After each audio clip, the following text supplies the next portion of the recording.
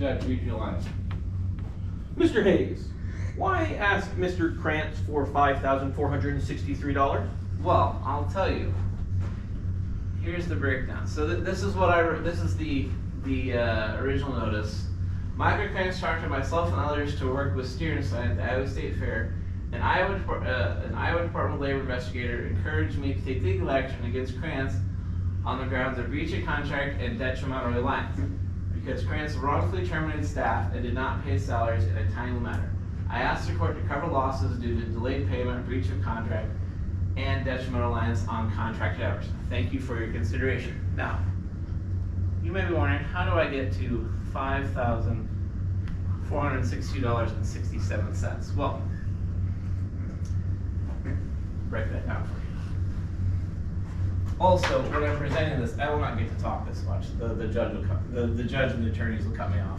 But this, I don't know what I'm going to be allowed to say, so I'm going to say it all. So, $1,346. I was contracted for, and I also won't be able to display anything. I'll have to make printouts of all of this. So I was contracted for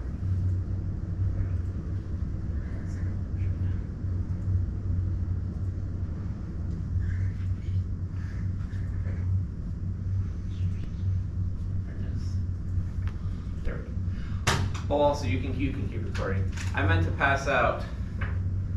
This is how you will be about. This is the rubric for the persuasive speech, so you can kind of think about how you might evaluate this. I meant to pass this out before I get going, but.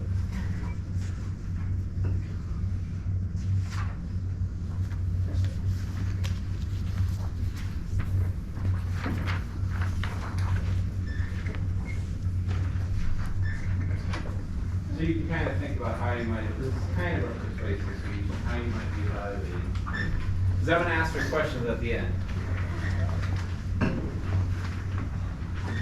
Actually, before we go on, does anyone have any questions about what I've passed out here? Okay, so getting back on point. I was contracted for 78 hours. That's 10 8-hour shifts and 1 9-hour shift. That's 78 hours. But Mr. Krantz only allowed me to work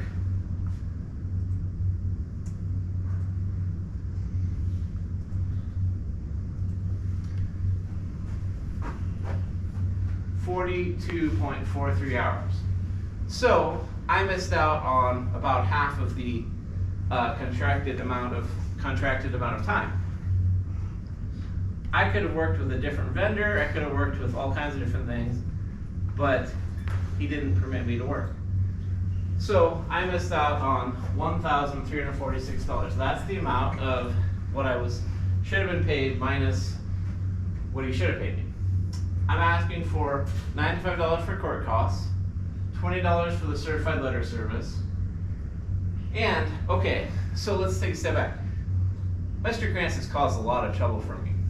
So the second Sunday of the Iowa State Fair, he contacted me.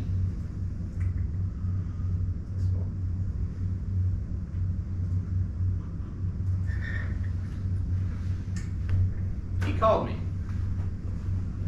He contacted me the second Sunday. I was expecting some sort of explanation why I wasn't permitted to work the second half of the fair, but I didn't get that. What I got was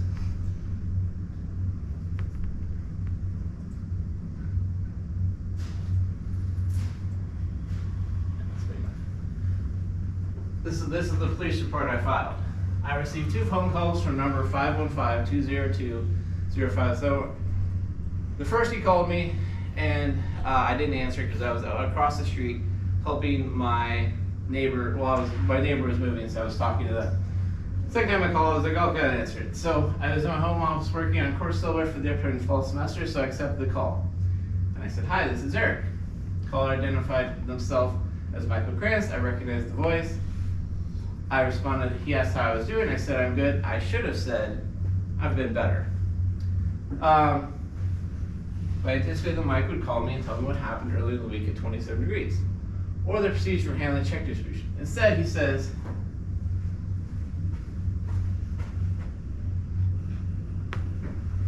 if you ever contact any of my employees, I will sue you.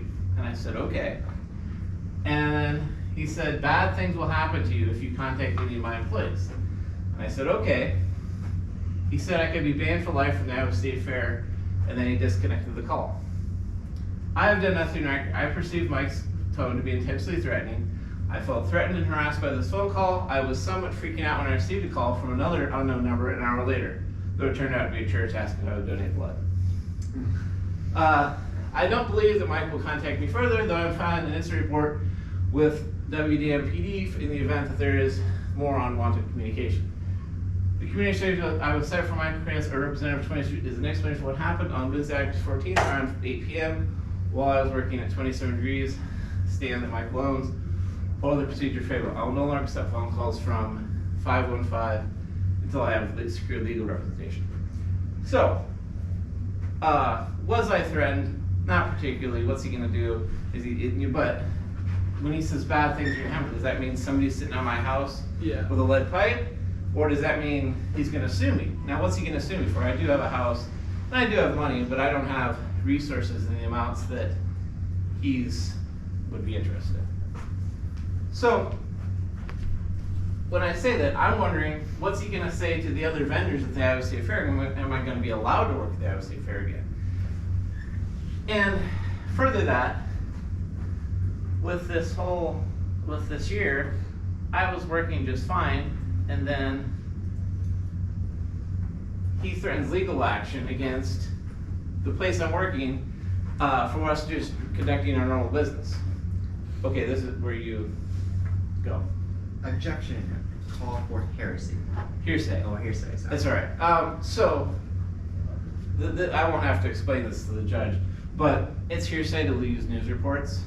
But there's a legal term that I'm going to use that's you're kind of allowed to use news reports, because I'm also gonna. So, Michael Krantz is upset because this is me going back. That was me pausing to explain it to you, and I'm going to have to print these articles. He has showed himself to be a poor vendor, and not just doing things shady, but doing illegal things. He wasn't paying wages, he wasn't paying vendors. The fair board discusses his future. They opted not to extend his contract. And ultimately, he lost the contract, which is a $1 million contract, right? So all this is why I'm a little concerned that he may say something to other vendors that wouldn't allow me to work at the Iowa State Fair in the future. So I'm asking for, what did we consider for 2025 earnings or future earnings? $3,001. Okay. So that comes to, then I'll have the total, whatever, about $3,300, $3,350. The last I'm asking for is $1,000 for detrimental reliance. Now, what is detrimental reliance? The judge will know what detrimental reliance is. You won't know. This is another pause. Detrimental reliance is if you sign a contract with somebody and you're expecting to earn a certain amount of money, then they don't do that. So, like in Sophie's situation, the 14-year-old, she was wanting to buy a homecoming dress, but she couldn't because she didn't get her money until December. I didn't get paid until February. I'm going to make the argument that I couldn't make payments, but that's not really true. This is only a small part of I'm debating whether I'm going to wear, I'm going to suit up or dress kind of homeless. I haven't decided, but anyway. So detrimental reliance. I was expecting to get this money, but he paid me. First of all, he paid me about a third of what I was supposed to get just for the time that I was, about a sixth of what I should have gotten, but really about a third of what he should have actually worked. And then, not only that, but when I went to go deposit this check, it didn't go through. And it came back from Green State as alternate fictitious. Now, you can take a look at the check. Looks pretty good to me. And that's what I did. I went took it to the bank and I was like, hey, why doesn't this go through? And they looked at it and yeah, looks good to me. But it got returned altered fictitious. Now, unlike some of my colleagues, fortunately, Green State did not assess me a fee. Assessed fee is $0. And then I had to wait all the way till February for him to pay me what he was supposed to pay me for the 42 hours, the half hours I did work. That doesn't include the hours that I should have been, I was contracted for. All right. So, and I want to be clear with it here. I did not, let's see here.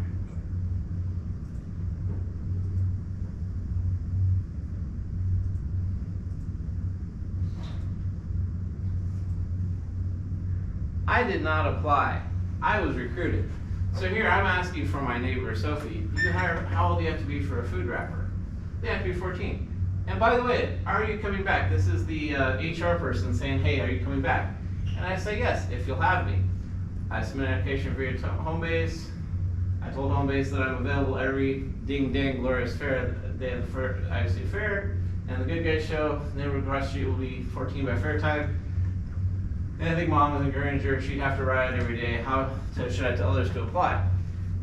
And then she says, oh, wonderful. You do not have to reapply. We just reactivate your home base account. So I didn't even apply. I was recruited. I could have worked at other places. Mr. Krantz recruited me, or his staff did. So, let's see. Here I've used everything that I wanted to use. So this is also here is the certified letter that we tried to send him, and he didn't accept it, which that's not that unique. Usually you have to do that. So for those reasons, I am asking the court for $5,460.67, and then also the fees, court costs, certified letter, and the private investigator service cost. Okay, so you can pause it now.